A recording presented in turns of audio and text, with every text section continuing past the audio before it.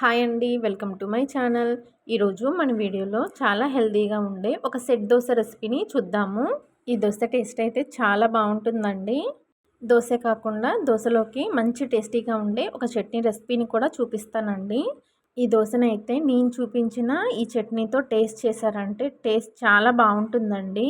ఇక లేట్ చేయకుండా tasty set దోసని చట్నీని ఎలా ప్రిపేర్ చేసుకోవాలో వీడియోలోకి వెళ్ళి చూసేద్దాము. ఈ దోస కోసమని ఒక కప్పు వరకు నార్మల్ బియ్యాన్ని తీసుకోండి. అలాగే ఇంకొక కప్పు వరకు ఎర్ర బియ్యాన్ని కూడా వేసుకోండి. తర్వాత దీనిలోకి పావు కప్పు వరకు సగ్గు బియ్యాన్ని వేసుకోండి. తర్వాత దీనిలోనే పావు కప్పు వరకు అటుకుల్ని వేసుకోండి. అలాగే పావు కప్పు వరకు మినపగుళ్ళని కూడా వేసుకోండి. ఇంగ్రీడియంట్స్ అన్నీ ఒకే కప్పుతో మెజర్ చేసుకోవాలి. అలాగే హాఫ్ టీ స్పూన్ వరకు మెంతులను కూడా వేసుకోండి. మెంతుల్ని స్కిప్ చేయకుండా వేసుకోండి. మెంతుల్ని వేసుకోవడం వలన పిండి బాగా పులుస్తుందండి. నేనైతే ఒక కప్పు ఎర్ర బియ్యం, ఒక కప్పు నార్మల్ బియ్యాన్ని తీసుకున్నాను కదా. ఒకవేళ మీకు ఎర్ర బియ్యం కనుక దొరకకపోతే 2 కప్పులు నార్మల్ బియ్యాన్నే వేసుకోండి. ఇప్పుడు వీటి మొత్తాన్ని ఒక గిన్నెలోకి తీసేసుకోవాలి.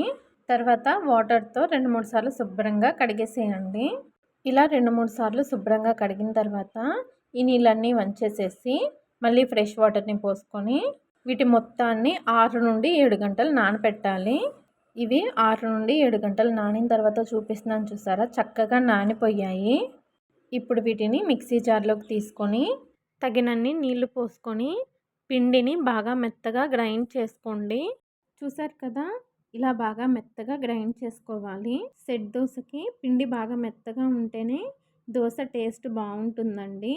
ఇలా గ్రైండ్ చేసుకున్న తర్వాత ఈ పిండి మొత్తాన్ని గిన్నెలోకి తీసేసుకోవాలి. తర్వాత పిండిని ఒకసారి బాగా కలుపుకోండి. పిండిని ఇలా బాగా కలుపుకున్న తర్వాత ఒక ఫుల్ నైట్ లేదా 8 గంటలు పిండిని పులియనివ్వాలి. 8 గంటలు పిండి పులిసిన తర్వాత చూపిస్తున్నాను చూడండి.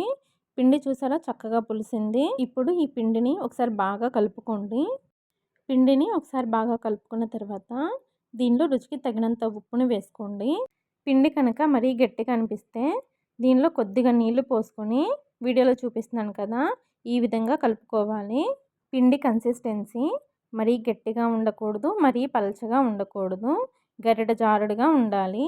దోసల పిండి రెడీ అయిపోయింది కదా. ఇప్పుడు చట్నీ ప్రిపరేషన్ని చూద్దాము. ఫస్ట్లోకి రోజు తినే చట్నీలు బోర్ కొట్టినాయా అయితే ఇలా కొత్తగా ఒకసారి ట్రై చేయండి. టేస్ట్ అయితే చాలా బాగుంటుంది. ఈ చట్నీని ప్రిపేర్ చేయడం కూడా చాలా సింపుల్ అండి. ఇక లేట్ చేయకుండా ఈ చట్నీ రెసిపీని ఎలా తయారు చేసుకోవాలో వీడియోలోకి వెళ్ళి చూసేద్దాము. ఈ చట్నీ కోసమని ముందుగా స్టవ్ పైన ప్యాన్ పెట్టి దానిలో 1 లేదా 2 టేబుల్ స్పూన్ల వరకు నూనెను వేసుకోండి. ఆయిల్ కాస్త కాగిన తర్వాత దీనిలో 2 టీ స్పూన్ల వరకు ధనియాలు, పావు టీ స్పూన్ ఆవాలు, హాఫ్ టీ స్పూన్ జీలకర్రని వేసుకోండి.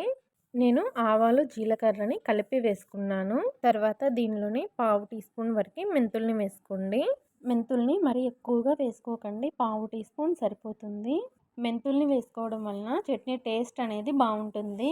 అలాగే దీనిలోనే 5-6 ఎండుమిరపకాయలని ఇలా తుంచి వేసి వేయించుకోండి. ఎండుమిరపకాయలని ఇలా తుంచి వేసుకోవడం వలన లోపల ఉన్న విత్తనాలు కూడా బాగా వేగి చట్నీ టేస్ట్ అనేది చాలా బాగుంటుంది. ఏవి మాడకుండా ఫ్లేమ్ని లోలో పెట్టి అన్నీ చక్కగా వేయించుకోండి. ఇవన్నీ వేగిన తర్వాత మీడియం సైజు 3 ఉల్లిపాయలని ఇలా కట్ చేసి వేసుకోండి.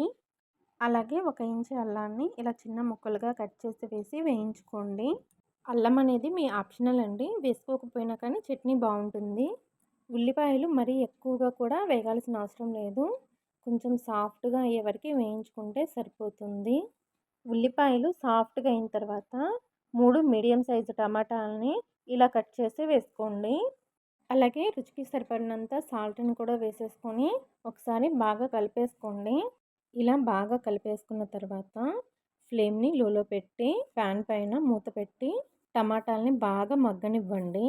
మధ్య మధ్యలో మూత తీసి కలుపుతూ మగ్గనివ్వండి. మధ్య మధ్యలో మూత తీసి కలపకపోయారంటే టమాటాలు అడుగు పట్టేస్తాయండి. అందుకని మధ్య మధ్యలో మూత తీసి కలుపుకుంటూ టమాటాలని బాగా మగ్గనివ్వండి. కొంచెం సేపటికి టమాటాలు బాగా మెత్తగా మగ్గిపోయి ఉంటాయండి. ఇప్పుడు ఒకసారి బాగా కలుపుకొని ఫ్లేమ్ని ఆఫ్ చేసేసి వీటిని పూర్తిగా చల్లారనివ్వండి.